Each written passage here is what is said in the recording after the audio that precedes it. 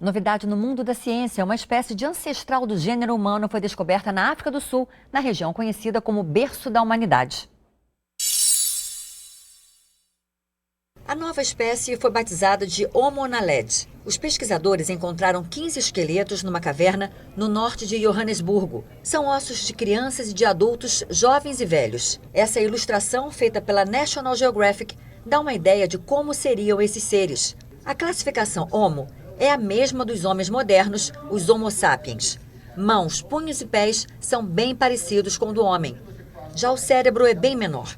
Os cientistas não sabem dizer ainda de quando são esses esqueletos, mas há estimativas de 3 milhões de anos. Por terem sido encontrados numa caverna de difícil acesso, os cientistas acreditam que eles seguiam rituais como juntar os mortos.